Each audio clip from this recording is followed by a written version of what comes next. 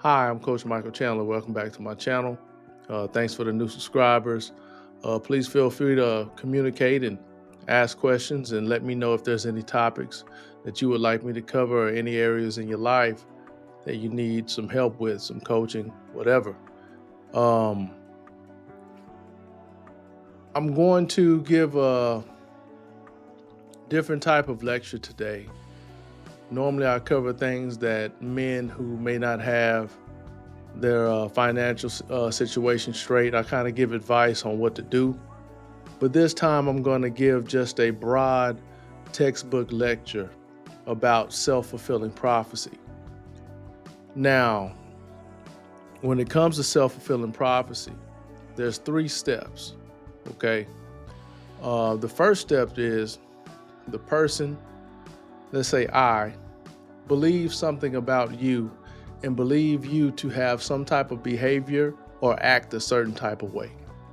Okay, that's the first step. The second step, I act around you how it is that I believe you to be. The third step,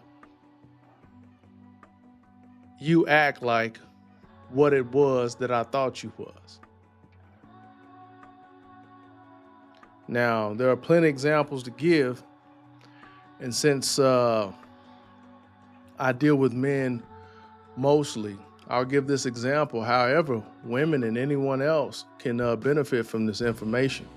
Okay, let's say, for instance, there has been a woman, and this is a serious topic, but I'm going to give a good way of looking at it, that way you can change this area in your life if you're going through this. Okay, let's say that a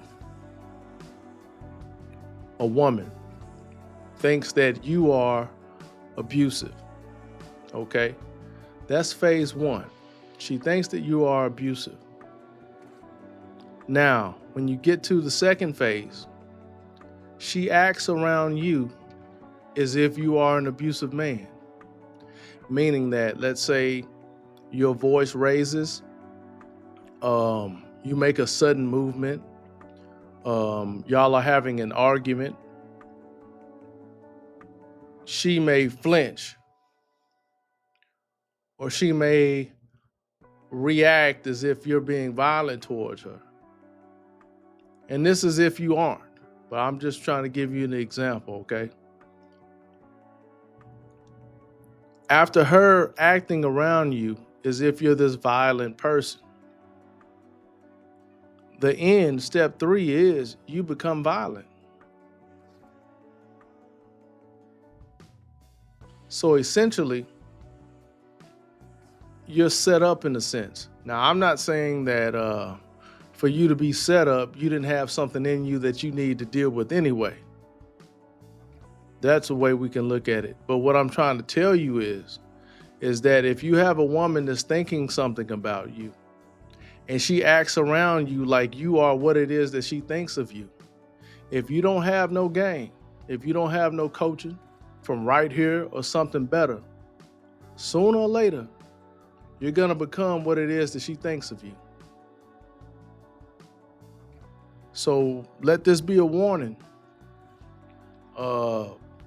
for men in particular, that if you're dealing with a woman that has come out of an abusive relationship, and let's say she was in an abusive marriage, or she may have been in just an abusive relationship over years, she grew up in it, her brain developed around it, she may look at you and act around you a certain way. That way she can normalize herself. That way you can fit into this abusive thing that she thought you to be. So don't get got, and don't have nobody acting around you as if you're somebody that's acting out of pocket as a man, because it can become a self-fulfilling prophecy, and you can end up doing some things that may be in you or maybe not. But bottom line is, you can get got like that. Okay, so if someone comes around me, and let's say they're acting all gangster. Say they're acting like they gangsters, right? And they come around me and they think that I'm what they are. Say they think that I'm a gangster. And so they'll come around me and say, yeah, what's up, homeboy? And get to talking like gangsters, right? Because that's who they assume I am. And they act around me like that. Stage 3 is I become like that. Next thing you know, I'm talking like, yeah, all right, homie, blah, blah, blah. I'm being gangster now, you know?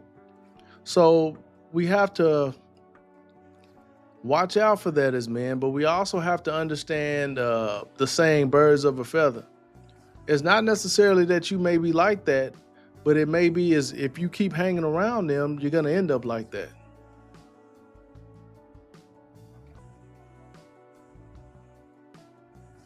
And this is done on the offense as well.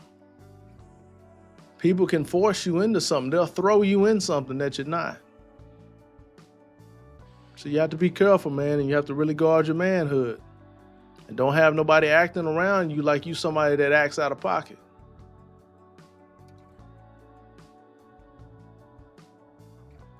I really hope you got what it was that I said.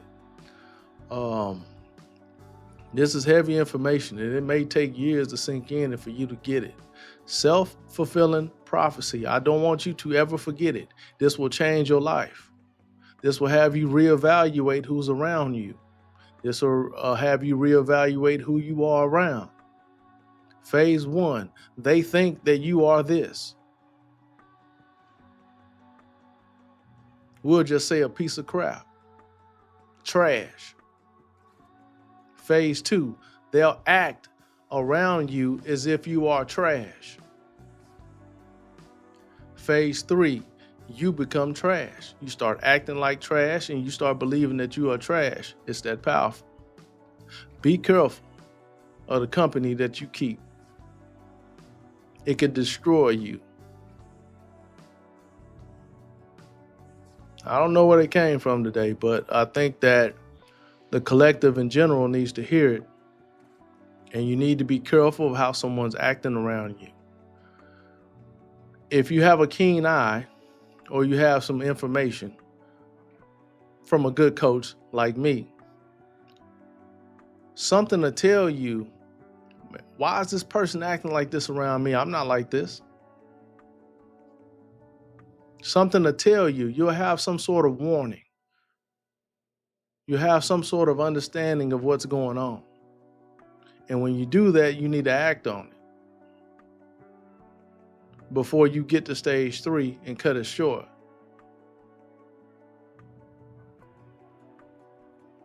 And I know I gave a sensitive example. I understand that domestic violence is something to be taken very serious. And yes, there are men that have been victims of domestic violence as well. But what I want to show men that'll keep you from going to jail is the minute violence comes out of you toward a woman, that situation is over. Let's just go ahead and segue into domestic violence right now. Let's get out of self-fulfilling prophecy and let's just segue into domestic violence situations, okay? Me putting man first and making you the person that's more responsible, okay?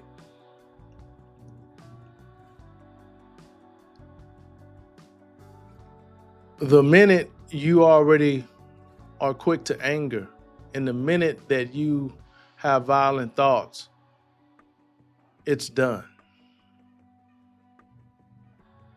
Now, this is real serious. And I think when I edit this, I'm going to change the music and make it, serious, okay? Or I may have some serious music all the way through. Either way, I'm giving you raw information, man. I'm giving you raw game. All right? Let me give you some clinical information to validate what it is that I'm talking about so you know that I'm serious. Many clinical therapists and psychologists won't even see a couple if there's been some episode of domestic violence. Okay, that's one. 2, I had a girlfriend. And this was years ago. I think this was before who I am now. I was in church in San Diego. So I had this girlfriend, and we had went to church, and the preacher had called us in to fill out some paperwork and do what they had. Even though you weren't getting married, you still had to go through marriage counseling, if you're a part of the church, etc. They just want to talk to you and get to know you, right? The preacher said, hey, I ain't going at it, I ain't getting into no fights, and she ain't pulling no knives or nothing, right? He said it in a joking way, but he was serious. And, we looked at each other like, no, of course not. He was like, good, because if that's the case, we can just stop this paperwork and, stop the counseling right now.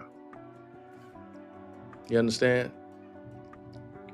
Now, clinically, me working, as a associate marriage and family therapist, many therapists and psychologists alike won't see couples that have had an episode of domestic violence. Because here's the thing.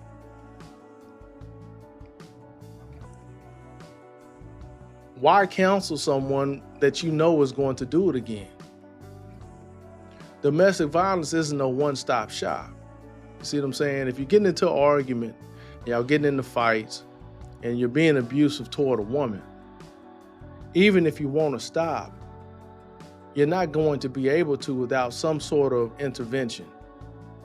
Meaning, you get off the drugs and, give your life to the Lord, go to church, or you become Muslim, or you leave and get some sort of counseling or whatever it is. Bottom line is there has to be some sort of intervention, because here's the intervening variable.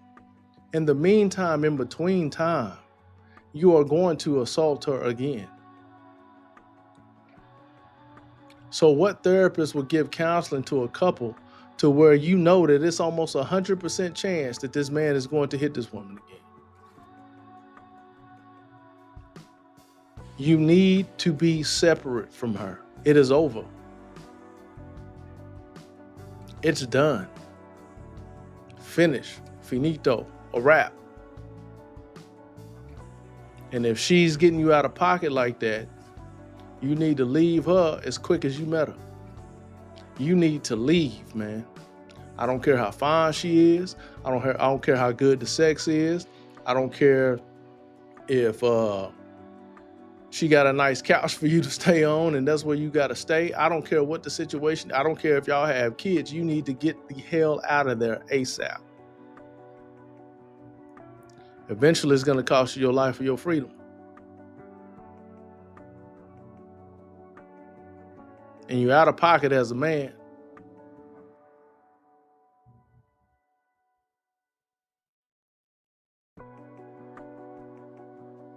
So it's zero tolerance. As soon as you get out of pocket as a man, put your hands on a woman, it is over. Not to mention you going to jail. But bottom line is, I'm serious when it comes to self-fulfilling prophecies. I'm serious when it comes to men in relationships and a woman is bringing violence out of you. You can find out what's going on, why you do what you do, away from her in a clinical setting or whatever. But in the meantime, in between time, you cannot be around her.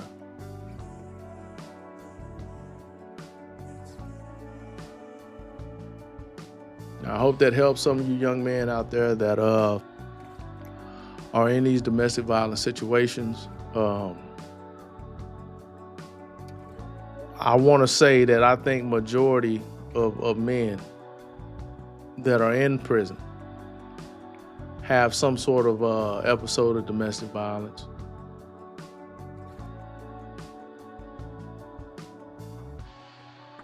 And had they left that woman, had they got the help that they needed, they would have been a lot better off. The fact that, I'm going to leave you with this, and this is going to be heavy and it might blow your stomach up, but that's good. The fact that you leaving isn't superior or more effective than you actually having to raise your voice or assault her says a lot about you. Says a lot about the value that you have of yourself and the value that you have with her. You should be of so much value. You should be such a man that the fact that you'll leave is superior than the fact that you'll actually hit her or raise your voice and be all violent. Now, I know that doesn't pertain to everybody, but that is good information. And it'll keep you free. It'll protect women. And believe it or not, it's best for her as well. She needs for you to leave. Because a lot of women are enabling men to continue doing what it is that they're doing. And that's where the problem lies. Not blaming them as victims, but they are enablers in a sense, to where they'll keep holding on and make that arguing in that violent situation, they'll make that regular. You know, it shouldn't take for her to have some brothers to take care of the situation. It shouldn't take for law enforcement to come to the house to take care of the situation. You are who it should take to take care of the situation. As soon as your voice start raising and you start getting violent or assaultive, it is done. She is not yours, and you should leave and get help. Okay, so that's the end on that. So we've covered self-fulfilling prophecy. We've covered domestic violence. The other thing, which is the final analysis of what these two can end up as men, I want you to be able to govern yourself to where you shouldn't have to have the system taking care of your business. Those that have child support, those that have problems with visitation with their children, those that have court dates because you're going to jail, or being placed in handcuffs during domestic violence situations. All those show a lack of manhood because you needed someone else to come in and take care of the business that you couldn't.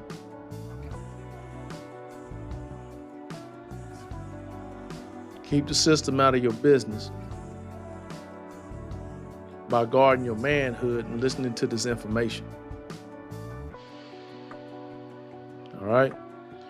That's pretty strong, pretty powerful, man. But I think it's necessary for the people. I'll leave it there. I'm Coach Michael Chandler. If you like this information, I appreciate the new subscribers, by the way, up to 20. I appreciate that. I'm starting from scratch. I'm not letting friends and family be involved yet. I'm not letting coworkers be involved yet. I'm not really telling nobody, blasting it on any social media. I'm not paying for any ads. This is all just raw. And people from different parts of the world have found me and found value in the information. But if you do value the information and you like the things that I'm saying and the way that I'm saying it, the way that I'm presenting this information, feel free to like and share the video, okay? Personally, if I just reach a couple of people, that's fine, because I understand the information holds weight on its own, and therefore it's gonna do what it's gonna do. But like, share, and subscribe, okay? Coach Michael Chandler, y'all take care. One love.